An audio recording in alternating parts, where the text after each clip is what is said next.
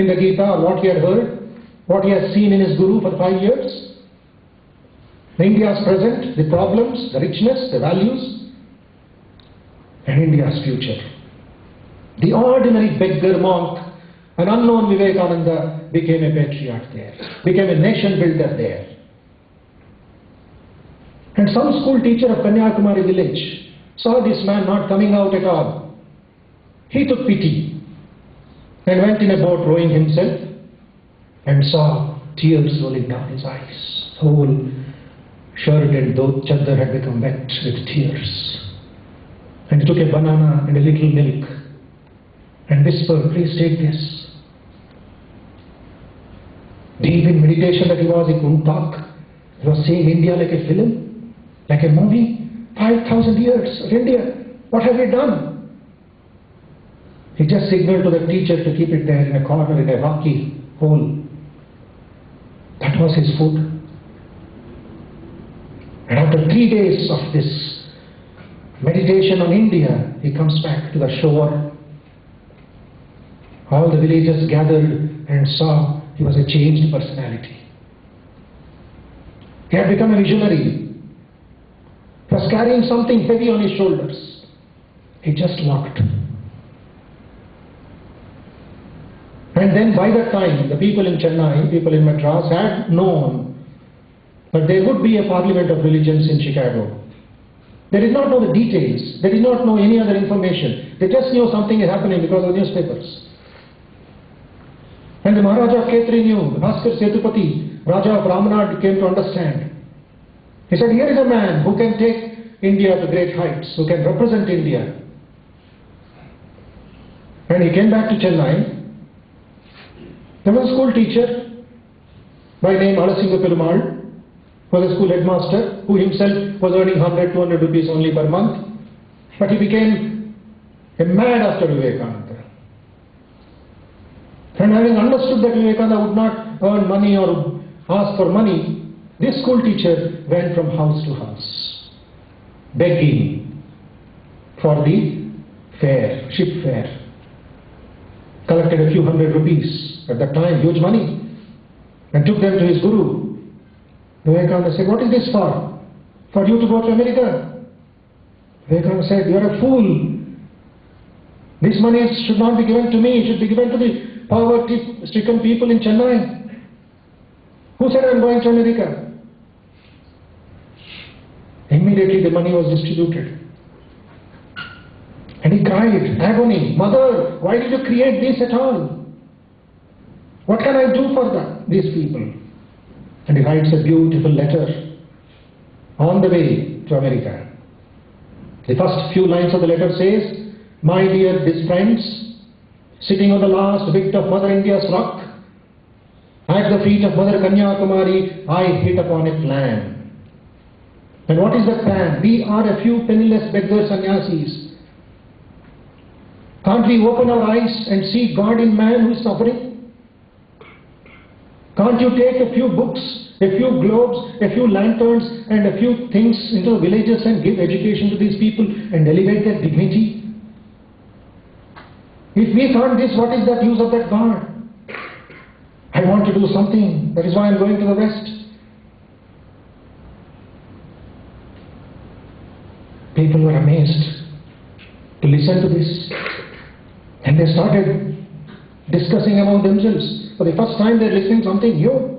They thought it is only for the Maharajas, it is only for the government, it is only for somebody else. They are completely withdrawn. But when they heard this plan of action, plan of serving, plan of renunciation in this manner, their minds started thinking. India started thinking differently. So some of them gave some train fare, gave some what we call the ship fare, etc., passage, and Vivekananda started his journey. 1893, May 31st. Swamiji sailed from Mumbai to Chicago. And what a journey it was. All through the journey was observing the developments, the growth of the people in Japan first. The ship was going not a straight passage, it was going through all the cities and countries. First to Japan, Vivekananda saw the young Japanese. Brilliant. Japan at the time was much awakened. It was brilliant minds. The development was going on, so active, so intelligent, and so fantastic they were. And he writes a letter from Japan. He says, look at these young Japs, up on their feet to do something. And Vivekananda had a master plan. He wanted the intelligent, educated young boys and girls of India to visit Japan and learn from the art to work. He writes in a letter. He was not for much for America. He said, learn from Americans the art to work, the organized work. From the Japanese, the discipline and the other intelligence. How to put the plan into action. And then, the story comes here, which some of you are aware of, which I believe is put in your calendar in the very first page. On one day evening, as the ship is sailing, about 7 o'clock in the evening, this young monk, with something deep in his heart about India's future, was walking on the board in the ship. There were 2 other people walking on the other side. And they saw, he is a young man, hardly 30 years, just 29 plus. But when he is walking, it was as if a lion which is walking. A king is walking, but he wears a sannyasi robes. They just went across, greeted each other, and the rest is history. That is why you are all sitting here. For the first time, Vivekananda says, something has to be done as far as science and technology is concerned to India.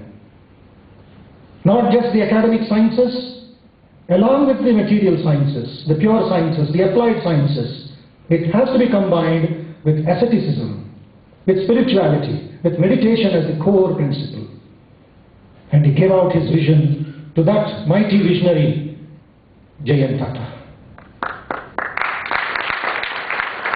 Tata was amazed.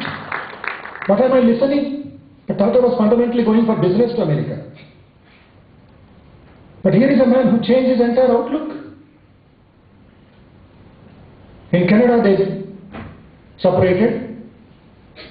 They shook hands. They wanted to correspond later.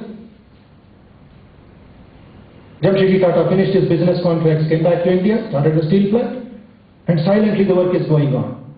About to start a center in India where science and spirituality will bridge. Asceticism combined with applied sciences. That will be the good of India. The future of India will be strong. India had it, but we neglected it and we did not give much encouragement to it later on because of the colonial rule. Let us have something on our own selves, something where we can stand and establish our position in the country. And later on, I'll cut my story short and go a little further. Vivekananda comes back from America, famous, conquered the whole world by his ideas, by his personality, shook the Americans by their feet because they were looking down upon India. And then suddenly there were some letters written from Jamshedji Nosovanji Tata. And Tata introduced himself. My dear Swami, if you can remember our friendship on shipboard, this is what I have decided. I've invested all my money on to start an institute of science and technology. And my dear friends, you'll be happy to know that he proposed Swami Vivekananda to be the first director of this institute. But Swamiji, by that time, had already started the Ramakrishna mission. He was in a hurry. His body was sinking. He said, I have done enough for this country. Enough means what? He had already his age was only 39. Nothing in the modern times. But he said, I have done enough for the country. As a monk, as a principal, I cannot accept official positions in the society. But my dear sir, my ideas go with you. My spirit will be in this institute. And how happy he will be seeing you all listening and about his own personality and what you are doing for the good of yourself and the country. Vivekananda lives in the premises of Tata Institute or the Indian Institute of Science. Only you and I have to open our minds, open our heart to listen to the vibrations of the great monk